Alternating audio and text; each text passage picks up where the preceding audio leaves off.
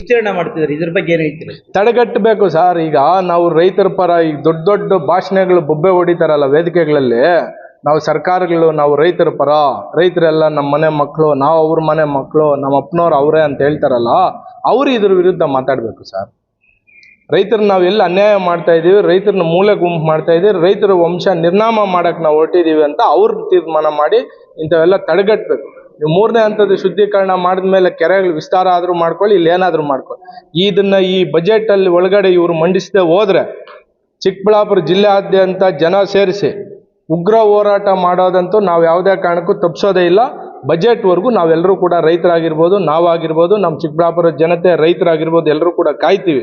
ಇದನ್ನೇನಾದರೂ ಅವರು ಬಜೆಟಲ್ಲಿ 3ನೇ ಹಂತದ ಶುದ್ಧೀಕರಣ ಮಾಡಕ್ಕೆ ಅವ್ರ ಸರ್ಕಾರ ಒಪ್ಪಲಿಲ್ಲ ಅಂದರೆ ಖಂಡಿತವಾಗೂ ಅಲ್ಲಿ ಎಲ್ಲ ಕೆರೆಗಳಲ್ಲೂ 1 ಲೀಟ್ರ್ ನೀರು ತರಿಸ್ತೀನಿ. ಇದೇ ನಮ್ಮ ಪತ್ರಿಕಾ ಮಾಧ್ಯಮದ ಮುಂದೆ ಇಲ್ಲಿ ಇಟ್ಕೊಳ್ತೀನಿ.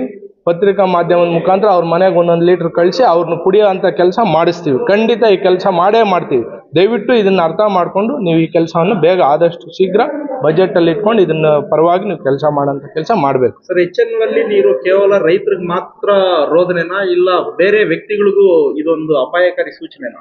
ಅಪಾಯಕಾರಿನೇ ಸರ್. ಈಗ ಅಂತರ್ಜಲ ವೃದ್ಧಿ ಆಗ್ತದೆ, ಅದರಿಂದ ಕೆಳಕ್ಕೆ ನೀರು ಹೋಗ್ತದೆ. ಬೋರ್ವೆಲ್ಗಳಲ್ಲಿ ಈಗ 80 ಅಡಿ 60 ಅಡಿ ಫಿಲ್ಟರ್ ಬೋರ್ಸ್ ಏನಿತ್ತು ನಮ್ಮ ಚಿಕ್ಕಬಳ್ಳಾಪುರ ಜಿಲ್ಲೆ ಮನೆಗಳೆಲ್ಲ ಫಿಲ್ಟರ್ ಬೋರ್ಗಳು ಬಳಸ್ಕೊಂಡಿದ್ದಾರೆ. ಈಗ ಯಾರು ಸರ್ ದೊಡ್ಡ ದೊಡ್ಡವರೆಲ್ಲ ಫಿಲ್ಟರ್ ಇಲ್ದಿರ ನೀರು ಕುಡಿತಾರೆ?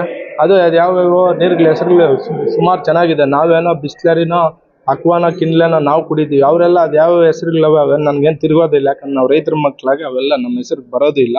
ಹಂಗಾಗಿ ದೊಡ್ಡವರೆಲ್ಲ ಆ ನೀರು ಕುಡಿತಾರೆ. ಅದಕ್ಕೆ ಇವತ್ತು 3ನೇ ಹಂತದ ಶುದ್ಧೀಕರಣ ಏನು ಈಗ ಬಜೆಟ್ ಇದೆ ಇದರಲ್ಲಿ ಮಾಡಲಿಲ್ಲ ಅಂದರೆ ಖಂಡಿತವಾಗೂ ಅವ್ರ ಮನೆಗೆ 1 ಲೀಟ್ರ್ ನೀರನ್ನು ಕಳಿಸ್ಕೊಡೋಂಥ ಕೆಲಸ ಸರ್ಕಾರದಲ್ಲಿ ಎಷ್ಟು ಜನ ಮಂತ್ರಿಗಳಿದ್ದಾರೆ, ಎಷ್ಟು ಜನ ಮುಖ್ಯಮಂತ್ರಿಗಳಿಗೆ, DCM ಅವ್ರಿಗೆ, ಮಂತ್ರಿಗಳಿಗೆ, ಇಲ್ಲಿನ ಆಡಳಿತ ಅಧಿಕಾರಿಗಳಿಗೆ ಮತ್ತು ಈ ಕ್ಷೇತ್ರದ ಎಲ್ಲ ಜನಪ್ರತಿನಿಧಿಗಳು ಕೂಡ ಕಳಿಸುವಂತ ಕೆಲಸ ಖಂಡಿತವಾಗ್ಲೂ ಮಾಡೇ ಮಾಡ್ತೀವಿ. ಪ್ರಯೋಗಾಲಯಗಳು ಉತ್ತಮವಾಗಿದೆ ಅಂತ ಕೊಡ್ತಾರಲ್ಲ, ಇದು ಹೇಗೆ? ಇಲ್ಲ ಸರ್, ಈಗ ಮೊನ್ನೆ ತಾನೇ ನಮ್ಮ TV9 ಅಲ್ಲಿ ನಮ್ಮ ಯಾವ 1-2-3 ಚಾನಲ್ ಎಲ್ಲ ವರದಿ ಪ್ರಸಾರ ಆಗಿದೆ. ಎಲ್ಲಿ ಉತ್ತಮ ಅಂತ ಸರ್, ಅದೇ 3ನೇ ಹಂತದ ಶುದ್ಧೀಕರಣ ಮಾಡಬೇಕು. ನಮ್ಮ ಚಿಕ್ಕಬಳ್ಳಾಪುರ ಕ್ಷೇತ್ರಕ್ಕೆ ಎಲ್ಲಾರ್ಗು ಈಗ ಇದಕ್ಕೆಷ್ಟೋ ಲಕ್ಷಾಂತರ 100 ಕೋಟಿ 1000 ಕೋಟಿ ಹಣ ವೆಚ್ಚ ಮಾಡಿದ್ದಾರೆ ಸರ್. ಸರ್ಕಾರಗಳು ಎಷ್ಟೋ ಪ್ರೋಗ್ರಾಮ್ಸ್ ಮಾಡಿದ್ದಾರೆ. ಎತ್ತಿನ ಹೊಳೆ ನೀರು ತರಬೇಕು. ಇಲ್ಲ, ನಮಗೆ ಪಕ್ಕ ಕ್ಷೇತ್ರದಲ್ಲೇ ಇದೆ ಕೃಷ್ಣಾ ನೀರನ್ನು ತಂದು ಕೊಟ್ಟಾಗ ಈ ಸಮಸ್ಯೆ ಪರಿಹಾರ ಆಗ್ತದೆ. ಈ ಕ್ಯಾನ್ಸರ್, ನಾನು ಮೊನ್ನೆ ತಾನೇ ನಮ್ಮ ಅಂಗಡಿಗೆ ಒಬ್ರು ಕ್ಯಾನ್ಸರ್ ಪೇಷಂಟ್ ಹುಡ್ಕೊಂಡ್ ಬಂದಿದ್ರು. ಪಾಪ ಕ್ಯಾನ್ಸರ್ ತೊಂದರೆಗಳಾಗ್ತಾ ಇದೆ, ಕಿಡ್ನಿಗಳ ಸಮಸ್ಯೆ ಆಗ್ತಾ ಇದೆ. ಈ ರೀತಿ ಅನೇಕ ಹೆಲ್ತ್ ಇಶ್ಯೂಸ್ ಈಗ ನಿಮಗೂ ಬರೋ ದಿನಗಳಲ್ಲಿ ನಿಮಗೂ ನಡೆಯೋಕ್ಕೆ ಮೊಣಕಾಲುಗಳ ಸಮಸ್ಯೆ ಆಗ್ತದೆ, ನಡೆಯೋಕ್ಕೆ ಮೂಳೆ ಎಲ್ಲ ಸವಿತೈತೆ, ಮೂಳೆಗೆ ತೊಂದರೆ ಆಗ್ತದೆ. ಈ ರೀತಿ ಅನೇಕ ಅನಾರೋಗ್ಯಗಳು ಬರುವಂಥ ಪರಿಸ್ಥಿತಿ ಇವತ್ತು ನಮ್ಮ ಚಿಕ್ಕಬಳ್ಳಾಪುರ ಜಿಲ್ಲೆಯಾದ್ಯಂತ ನಮ್ಮ ಗಡಿ ಭಾಗಗಳಲ್ಲಿ ಎಲ್ಲ ಹಳ್ಳಿಗಳಲ್ಲೂ ಕೂಡ ಸಮಸ್ಯೆ ಕಾಣಿಸ್ಕೊಂಡೆ.